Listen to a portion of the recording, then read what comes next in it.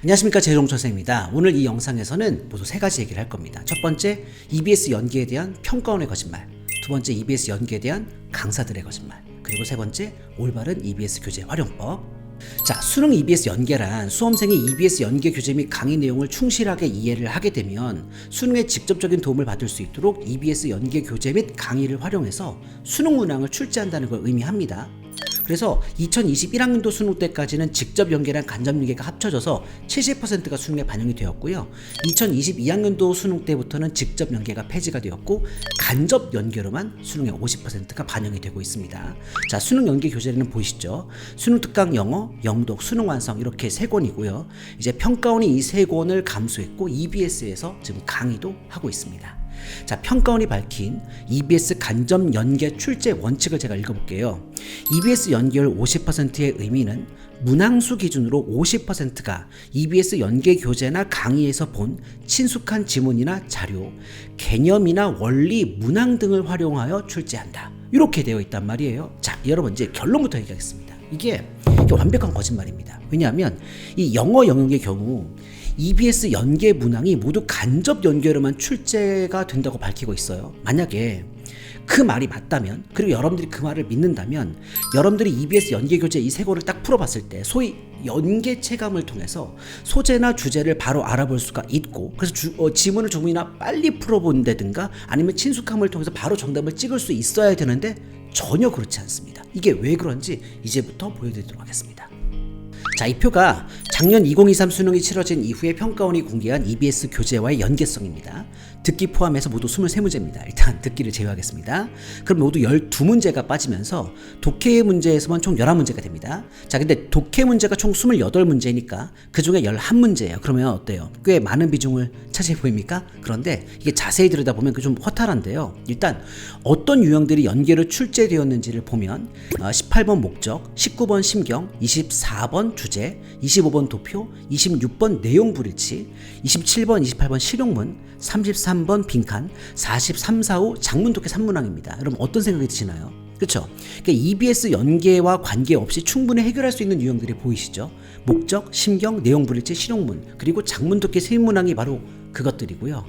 이 유형들의 오답률은요, 다음과 같습니다. 자, 어때요? 그러니까 어지간한 학생들은 무조건 맞출 수 있는 유형들이죠. 보세요, 4% 이런 거밖에 안 되잖아요. 그러니까 굳이 EBS 교재와 연관성을 따지기 전에 말이죠. 이건 무조건 풀 수 있는 유형들입니다.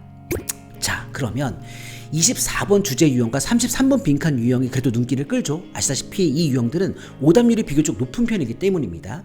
그러면 이제 기대감이 생길 수도 있어요. 이게 어디야 하고. 근데 과연 그럴까요?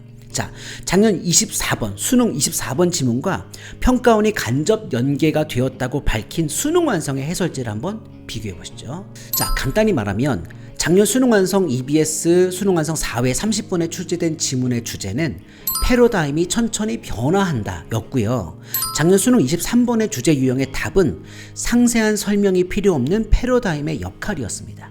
이게 영어 지문을 읽어봐도 뒤에 해설지로 한국말로 읽어봐도 패러다임이라고 하는 단어 딱 하나만 똑같고요. 나머지 단어나 구문은 완전히 다르고요. 내용도 완전히 다르고요. 이게 완전 다른 지문이에요.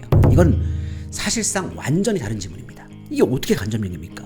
그러니까 패러다임이라고 하는 말은 사실상 어떤 지문이나 나올 수 있는 단어 아닙니까? 자, 그렇다면 작년 수능 33번 빈칸 지문은 어떨까요? 빈칸. 좀 솔깃하지 않아요?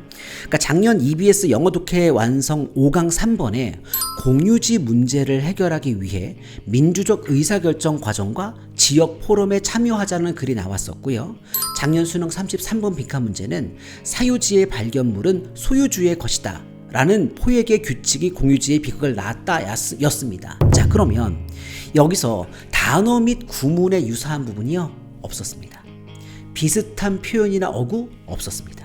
그냥 공유지의 문제라고 하는 이 소재만 같고요. 이 서로는 완전히 다른 지문입니다. 참고로 이 공유지 문제라고 하는 이 소재는 최근 10년 동안 EBS에 단 한 번도 빠지지 않고 등장하는 소재입니다. 그러니까 소재가 같다고 해서 연계 체감을 할 수 없고요. 그리고 연계가 되었다고 말하기에 정말 창피한 수준이라는 겁니다. 자, 결론입니다. EBS가 말하는 간접 연계는요, 허구입니다. 허구. 간접 연계라고 쓰고 비연계라고 읽는 겁니다. 그래서 2022년 수능 때부터 1등급 비율이 뚝 떨어진 이유가 바로 그 때문입니다. 두 번째, EBS 연계를 대하는 일부 강사들의 거짓말을 알아봅시다. 지금 인강 사이트에서 또는 오프학원에서 소위 EBS 변형 강의를 진행하고 있는 강사들이 있습니다. 수능을 준비하기 위해서 이게 진짜 쓸데없는 짓입니다. 입시가 바뀌었습니다. 지금은 간접 연계가 적용되고 있고, 간접 연계는 위에서 얘기했듯 비연계와 같은 말입니다. 그 중에서도 가장 어리석은 일이 있는데, 그건 바로 EBS 변형 지문으로 공부를 하는 일입니다.